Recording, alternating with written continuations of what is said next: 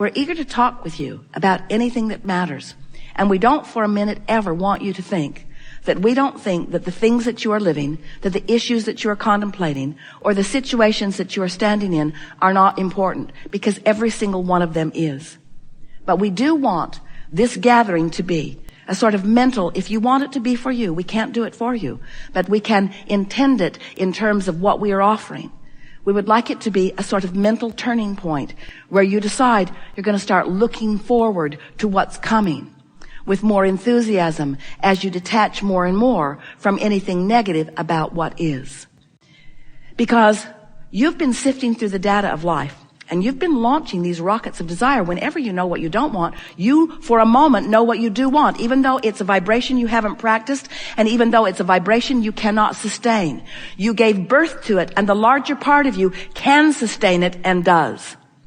So when an idea comes to you, no matter how fleeting it is, the larger part of you holds that idea in vibrational frequency. It's like a beam of light that is forever held for you to tune yourself to.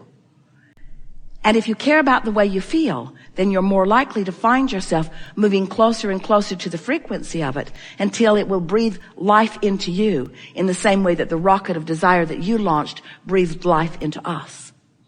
This conversation, this interaction, and this has been a conversation even though Esther's is the only voice you have heard.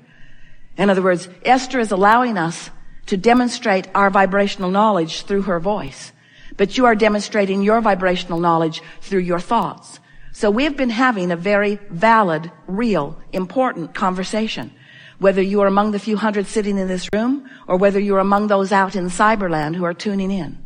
This live broadcast, this worldwide live broadcast, the lives that you have been living, the contemplation that you've been offering, the words that you've just heard now, have caused an expansion of this universe, because this conversation has never been before until all of the universe. We don't come forth to express to you because your lives are broken and need to be fixed, because they aren't. We do not come forth because there is something that you are doing wrong that you need to correct in order to live the life in the way that you intended it to be. Nothing like that is going on. We come forth because you are the creator of your own reality, and most of you don't really know it and aren't really understanding how that is so. And until you get that life has caused you to ask for things that you're not a vibrational match to, and until you figure out how to now be a vibrational match for the things that you've been asking for, you can't complete the cycle of life thought by thought that you've been wanting. We are eager to talk with you about anything that is important to you. There is nothing off limits. We call it the hot seat, but it really isn't all that hot. Don't worry about the way it unfolds. It is our promise to you it will be perfect. And we say happily for ourselves that every question that we've posed here today will be answered and demonstrated by the conversation that we now have. Your life experience is about to give life to all of these words that you have just heard. And oh boy, what's coming for you in the next days and weeks and months is going to amplify this new knowledge that you are gathering up in these words, in this conversation.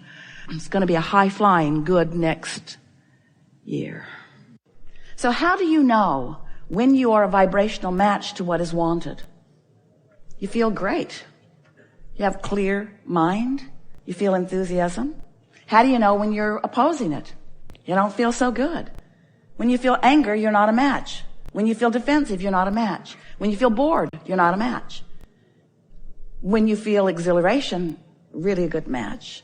When you feel love or appreciation, really good match. When you feel interest in something, you're a really good match, you see. So how is it that your emotions are such clear indicators, such clear, always accurate indicators? Because your emotions, like all of your senses, indicate the vibrational relationship between who you really are and what you've been asking for, and what your habit of thought, well, that's not really fair, what your in this moment thought, which may not be your habit. You might have just stumbled on it just now. You might be testing out that habit of thought. You might have heard it. Someone might have said it. You might be repeating it. But for the most part, you're not coming up with new resistant thoughts. You've been carrying them around for a while. And the reason that you don't give them up easily is because you've been carrying them around for a while. So they've been your point of attraction for a while, So law of attraction's been giving you evidence of them for a while. So you have proven the validity of them to yourself. So you believe that it is real and you believe that it is true. So you keep repeating it. Because after all, you want to be truthful. Not. You don't want to be truthful about things not wanted. Esther argued with us in the beginning about that quite a bit. But Abraham, it's true. It's true. I'm only speaking the facts. I'm only speaking what is true. And we say there are a lot of true things that resonate with what you want. Focus on those true things. Because anything you focus upon, and this is the big words of the day, anything you focus upon, you will make your truth. Law of attraction will help you. Anything that you focus upon becomes your truth. So you just got to ask yourself, is this a truth I want to manifest? Is this a truth that I want to activate in my vibration? And the reason that we start there is because we want you to understand what the truth of your being really is. You were source energy before you came into this physical body, and the larger part of you still is that source energy being. And when you focus upon something that makes you feel fearful or angry or hateful, then you've activated within yourself something that is not active within the source within you. And that's why it feels so off. The feeling of hatred or the feeling of meanness or the feeling of defensiveness or the feeling of fear, any of those negative emotions simply means, it's important, but it's simple. It simply means that what you're thinking about and how you're thinking about it is a differing opinion of how source within you is thinking about the same thing. Which leads us to a really important premise that most of you are not completely aware of, that we are completely aware of, that we would like you to be completely aware of. And that is the source within you, your inner being, that which man wants to call God, is focused with you in every moment and offering an opinion about what you are focused upon. So when you hate that guy and you feel awful in your hatred, it's because source loves that guy.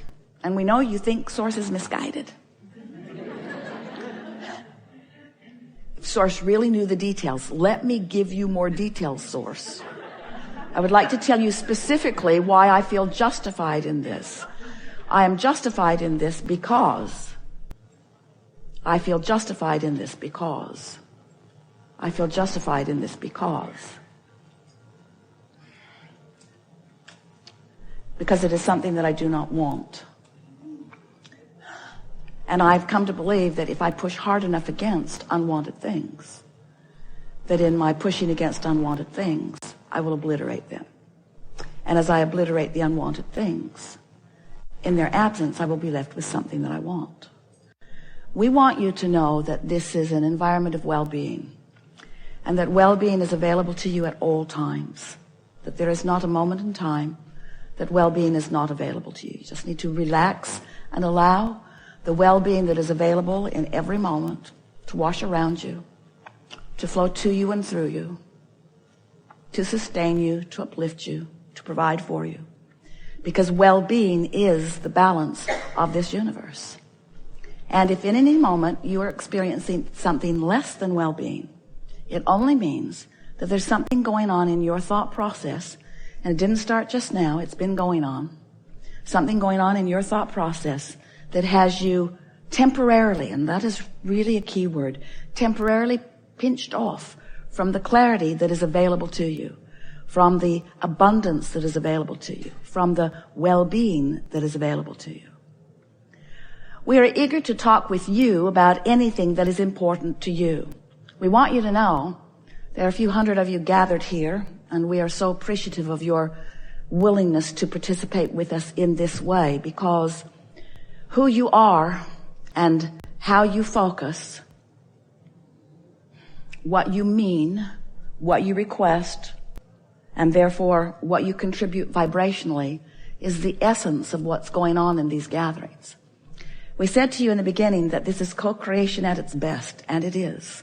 And we are appreciative that you have come to play with us in this way. We've enjoyed this interaction more than words can explain, and we've been way out there on the leading edge. We want to compliment you on your willingness to sit and listen to us talk incessantly about the laws of the universe and about the emotions that move through you. We know for sure that as a result of your willingness to just listen, that your vibration has been moved to a different place than it was before we had this conversation. It only takes 17 seconds of non-diluted focus in order to shift vibration, and you have been giving far more than that. 68 seconds of holding yourself in a vibration of well-being will shift your vibration, your point of attraction dramatically enough that that grid must fill in and must fill in today. So we're looking forward to the evidence that you will discover of this energy shift that has taken place as a result of this conversation. You could be unaware of law of attraction. You could have never heard of Abraham or the teachings of Abraham. You could not be making any effort to focus yourself into the things that you want. And you could live happily ever after, because it is the nature of this time-space reality that you live within. In other words, you don't need to know this in order to live well, nor do the people around you. But you are deliberate creators. And there is nothing more exhilarating for deliberate creators than to get your thoughts around what you can specifically do, how you can specifically mold the energy in order to get the results that you want. Because creators want to explore and decide and define the newness that you're reaching for. And then deliberate creators want to find a way of vibrationally allowing that which you've asked for. And nothing is more delicious than then allowing the universe to surprise and delight you in all of the ways that it will. It is our desire that as this grid fills in, and it will, it is our promise to you, that as it fills in, that you take note of the important part that you play in this deciphering process. We want you to feel happy about who you are, and pleased that you have come to decide and to ask anew. We want you to feel the appreciation that Source feels for you in the part that you play here. If it were not for you out here on this leading edge, thought would not move beyond that which it is. That's big. If it were not for you participating with one another, you would not be creating vortexes that would be the nucleus or the starting place of the generations that are being born. If it were not for your willingness to explore the contrast and reach toward that which is new, there would be no expansion of the universe. In other words, the part you play is important. But not one of you said, I will sacrifice my joy to play this important role. Not one of you said that. And when you get back to the basics of caring about how you feel and reaching for these general feelings of well-being, you will be rewarded as you have intended to be with the manifestations that you have carved out of this time-space reality. Yes, of course, future generations are going to benefit mightily by your participation here and now. But you are supposed to benefit too, and now. And there is no joy that is greater for us to experience than your conscious acknowledgement of your alignment with that which is us. When you feel that joy radiating through you, we want you to know that what you've discovered is a path to the momentum of the joy that we all feel for you. And when you get there, stop and revel in that just a little bit and acknowledge the good job you've done of getting out of the way and allowing the joy that is natural to you. We spoke a lot of words here today, and you heard almost all of them. We moved a lot of energy here today, and you felt a lot of it. The energy moved significantly here today. It might be leaving you feeling a little like you've had a workout. But what's coming in the next few days, watch for it. It is our promise that it will be evident to you. There is great love here for you. And as always, we remain stubbornly, joyously, expectantly, decidedly, emphatically, determinedly in the vortex.